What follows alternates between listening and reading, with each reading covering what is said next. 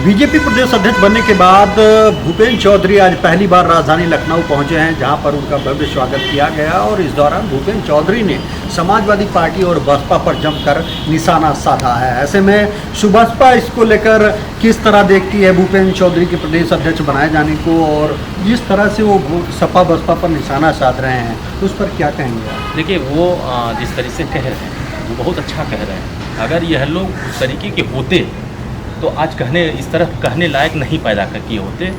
हम लोग यही बात समझाते रहे कि उत्तर प्रदेश में बहुत बड़ा वोट पिछड़ों का है और पिछड़ों को लामबंद कैसे किया जाता है ये हमें बीजेपी सीखना चाहिए। और माननीय ओम प्रकाश राजभर जी हमेशा से उन तमाम जो अति पिछड़े वर्ग के लोग हैं जिनकी आबादी 39% अकेले है, बीजेपी उनमें नेता तैयार कर रही है और यहाँ नेता बनने नहीं दिया जा रहा। उसी का नतीजा रहा कि माननीय ओम प्रकाश राजभर जी अनवरत इनके बीच में एक आवाज़ देने की कोशिश की, लेकिन ये आवाज़ माननीय अखिलेश यादव जी को पसंद नहीं आई और जिसका नतीजा रहा कि आप उठा कर देखेंगे जिस तरीके का रिजल्ट पूर्वांचल में हमने दिया, पश्चिम में इन्होंने धराशायी हो गए। जो उम्मीद थी कि किसान आंदोलन हुआ है, जाट नाराज है, आज तो जाट खुश हो गया।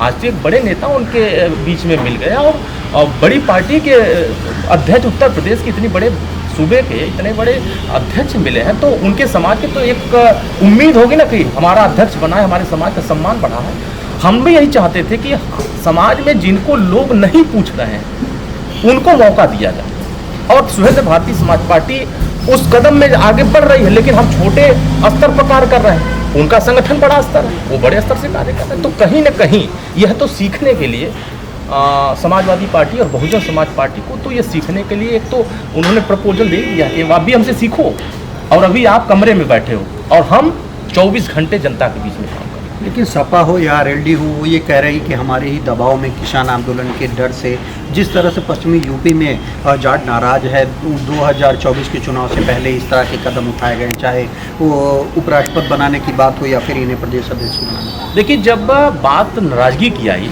तो किसानों के सम्मान में तो सरकार ने फैसला किया, जो बिल आए थे वो बिल वापस हो गए, किसान जो चाहता था वो हुआ, लेकिन जो नाराजगी थी वो वोट में तब्दील नहीं हुई। और ये सिर्फ दिखाने के लिए चर्चा टीवी अखबार में, और ये सिर्फ एक प्रोपेगेंडा था, जबकि वास्तविक पूरे किसान बड़ी मजबूती से अगर नहीं सरकार के साथ खड़े होते तो इतनी बड़ी संख्या में पश्चिम जीत भाजपा की नहीं होती। और जो उम्मीद आरएलडी से थी, मुझे लगता है कि आरएलडी अपने गढ़ में समाजवादी पार्टी को नहीं जीतने दी, क्योंकि आरएलडी के पास वोट नहीं है। ये सिर्फ एक तरीके से वो प्रधानमंत्री घराने के हैं, उनके पास एक ब्रांडिंग चेहरे हैं, बाकी और कुछ नहीं है। धरातल पर जाट स्वतः इनके साथ नहीं आता और जाटों के बीजेपी ने बड़े बड़े नेता तैयार कर लिए, तो उनको लगता है कि सरकार में हमारी सुरक्षा कहाँ हो रही है। और आज माननीय ओम प्रकाश राजभर या सुहेलदेव भारतीय समाज पार्टी इस बात को पश्चिम में जब चुनाव के पहले चरण की घोषणा हुई तभी बता दिया था कि जाट आपके साथ नहीं आ रहा है, आपने जिससे अलायंस किया वो धरातल पर काम नहीं कर रहा, उसका संगठन नहीं। तो बस वही हवा में राजनीति होती रही, हवा में यात्रा चलती रही और हवा में वही रिजल्ट आया। जो हमने काम किया हमारा परिणाम आप देखिए, जो उन्होंने काम किया उनका परिणाम उनके सामने दिख रहा है। आज बसपा सुप्रीमो मायावती ने राष्ट्रपति महोदया से मुलाकात की है और फिर अन्य दलों पर निशाना साधा है कि अगर बसपा की तर्ज पर वो भी राष्ट्रपति जी का समर्थन करते तो फिर शायद एक नया इतिहास बनाया जा सकता है। आप क्या कहें? देखिए, बाबा साहब अम्बेडकर साहब और माननीय कांशीराम के विचारों को माननीय ओम प्रकाश राजभर जी अनवरत जिंदा रखने की कोशिश करते हैं और उसी का नतीजा रहा है कि राष्ट्रपति के चुनाव में उन्होंने भी समर्थन किया और हमने भी खुले दिल से समर्थन करके आदरणीय द्रौपदी मुर्मू जी को वोट करने का काम किया। और उसी का नतीजा रहा कि हमने सम्मान उन तमाम आदिवासियों को बढ़ाया, उन तमाम पिछड़े दलित आदिवासियों के सम्मान में खड़े हुए, जिनको लेकर के बाबा साहब अम्बेडकर बराबर कहते थे कि अगर अंतिम कतार के व्यक्ति को अगर मुख्य कुर्सी पर जाने के लिए अगर जरूरत आपकी पड़े तो आप वहाँ कुर्बानी दे दिया। और माननीय ओम प्रकाश राजभर ने कुर्बानी दिया और उसी का नतीजा है कि बहन जी आज उनसे मुलाकात करके आज उनको शुभकामनाएं दे रही है। और हम भी सुहेलदेव भारतीय समाज पार्टी को भी अगर मौका मिलेगा, मैं समय मांगूंगा, अगर मुलाकात का समय मिलेगा तो पार्टी के अध्यक्ष माननीय ओम प्रकाश राजभर जी भी मुलाकात करके शुभकामनाएं देंगे। लेकिन जिस तरह से सपा ने विरोध किया या विपक्ष का समर्थन किया, उसको लेकर क्या करेंगे? देखिए, विपक्ष के लोग सुधर बिखरे हुए हैं। विपक्ष के लोग जिस तरीके से काम कर रहे हैं वो खुद नहीं चाहते हैं विपक्ष एक रहे। और माननीय अखिलेश यादव जी जिस तरीके की बात कर रहे हैं, आप एक को तो जोड़ नहीं पा रहे हैं। आप न तो चाचा को जोड़ पाए, न माननीय ओम प्रकाश राजभर जी को जोड़ पाए, न मौर्य जी को जोड़ा, आपके साथ जो थे आप तो उनको रोक नहीं पाए, अपने पास अपने साथ खड़ा नहीं कर पाए, और दूसरे का जिम्मा उठा रहे हैं कि हम उनको ले लेंगे उनको ले लेंगे। देखिए उत्तर प्रदेश या देश में क्या होगा क्या नहीं होगा, लेकिन जो मैं देख रहा हूँ सुहेल ने भारतीय समाज पार्टी जिस तरीके से सस्ता अभियान चला रही है, जिस तरह हम अपने कार्यक्रम चला रहे हैं, जो सावधान यात्रा मैं निकाल के ले जा रहा हूँ, उत्तर प्रदेश से पटना तक यात्रा चलेगी। इससे स्पष्ट हो जाएगा कि उत्तर प्रदेश के आगामी लोकसभा में जिधर हम जाएंगे दिशा उधर बदलेगी। अरुण जी, एक अंतिम सवाल है कि मुरादाबाद के एक घर में सामूहिक तौर पर बीते कई दिनों से कुछ लोग नमाज पढ़ रहे थे, उस मामले में विवाद हुआ और कई लोगों के ऊपर एफआईआर दर्ज की गई। इसको लेकर ओवैसी ने निशाना साधा है कि अब क्या नमाज भी नहीं पढ़ी जा सकती। इस घटना को आप किस तरह से देखते? देखिए ओवैसी जी को तो ये मुद्दा चाहिए और उनके लिए तो ये बढ़िया मुद्दा है। वो शिक्षा पर बात नहीं करेंगे, सामाजिक न्याय समिति पर बात नहीं करेंगे, वो जातिवाद जनगणना पर बात नहीं करेंगे, एक समान अनिवार्य फिर शिक्षा पर बात नहीं करेंगे, और उत्तर प्रदेश में जो प्राइमरी स्तर पर दरी पर बैठ करके आज भी गरीब के बच्चे पढ़ते हैं, उनको बेहतर टेबल बेंच की व्यवस्था न मिले, इस पर वो बात नहीं कर सकते। उनको चाहिए धर्म, और धर्म के चश्मे से हमेशा ओवैसी देखते रहते हैं, और वो चाहते हैं इसी से मुसलमान हमारे साथ आए। मुसलमान ऐसे नहीं आएगा। आज़ादी से पहले 38% हिस्सेदारियों में था, नौकरियों में हिस्सेदारी थी, लेकिन आज 1% नहीं। उसकी जिम्मेदारी खुद है।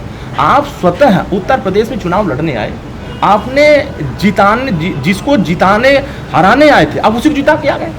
तो कहीं ना कहीं आप एक तरीके से पूरे उत्तर प्रदेश के मुसलमानों के हिमायती नहीं बन रहे हैं, आप उनको अंधकार में ले जाने का एक रास्ता बराबर देते रहते हैं कि आप अंधकार। माननीय ओम प्रकाश राजभर जी उनके शिक्षा की बात करते हैं, उनके रोजगार की बात करते हैं, उनकी नौकरी की बात करते हैं, उनकी बेहतरी की बात करते हैं, और ये बस नमाज नहीं हो रहा है, हिंदू मुसलमान नहीं हो रहा है, मंदिर मस्जिद नहीं, तो बराबर इनका ध्यान अपने मजहब पर रहता है, अपने धर्म पर रहता है, और उसी की लड़ाई ये लड़ते हैं, जिसका नतीजा रहा है कि उत्तर प्रदेश में जमानत तक नहीं बच पाई। और वो आज लंबे समय पर आप देखिएगा, जैसे लोकसभा चुनाव आएगा, बार बार ये मजहब धर्म की बात ओवैसी करेंगे। आपको क्या लगता है कि क्या ये सही है कि किसी मस्जिद के बगैर किसी घर में सामूहिक रूप से नमाज पढ़ी जाए? देखिए क्या है कि ये जांच का विषय है। सरकार जिस तरीके से मुकदमा पंजीकृत की है, जांच होगा, जो दोषी पाए जाएंगे उनके खिलाफ सरकार एक्शन जरूर लेगी, और सरकार एक्शन ले रही है। ऐसा नहीं है कि एक्शन नहीं हो रहा, बहुत बड़े पैमाने पर एक्शन हो रहा है। आपने देखिए भाई माल में मामला हुआ था, एक्शन हुआ। वैसे ही जहाँ जहाँ धार्मिक उन्माद फैला करके इस उत्तर प्रदेश में नफरत फैलाने की कोशिश की जाएगी, वहाँ कार्रवाई सरकार जिस तरीके से कर रही है वो एक तरीके से सार्थक कदम उठा रही है। और ऐसा कार्रवाई पहले नहीं हुई, ये भी तो समाजवादी चाहती थी। अभी देखिए तिरंगा यात्रा में क्या हुआ, अखिलेश यादव इतने बड़े जिम्मेदार नेता कह रहे हैं कि दंगा हो जाएगा, नफरत हो जाएगा, गुंडई बढ़ जाएगी। और मैं तो देख रहा हूँ कि पूरे उत्तर प्रदेश में जितने गुंडे थे, अपराधी थे, जितने वसूली करने वाले थे, आज कहाँ है? आज कहीं नजर नहीं आ रहा है। तो वास्तविकता जो कार्रवाई करने की एक दिशा होना चाहिए, वो इस सरकार में दिशा हो रहा है, ये दिख रहा है। और ऐसे लोग देखिए जल्द आप बेनकाब होंगे कि वो कहाँ से संरक्षित हो रहे हैं, वो कहीं ना कहीं समाजवादी पार्टी के इर्द गिर्द ही घूमते हुए नजर आएंगे। तो जैसा कि आपने सुना, ये थे सुभाषपा के राष्ट्रीय महासचिव अरुण राजभर, जिनका कहना है कि जो मुरादाबाद में घटना सामने आई है उसकी जांच होनी चाहिए, और जो भी इस मामले के दोषी होंगे उनके खिलाफ सरकार ही कार्रवाई करेगी। लेकिन चाहे ओवैसी हो या समाजवादी पार्टी हो, वो सिर्फ ऐसे मुद्दों पर राजनीति करती है वोट बैंक की, लेकिन सरकार इस मामले की जांच कर दोषियों के खिलाफ जल्द कार्रवाई करेगी। कैमरामैन अनिल के साथ राजीव प्रताप सिंह, न्यूज़ 18 लखनऊ।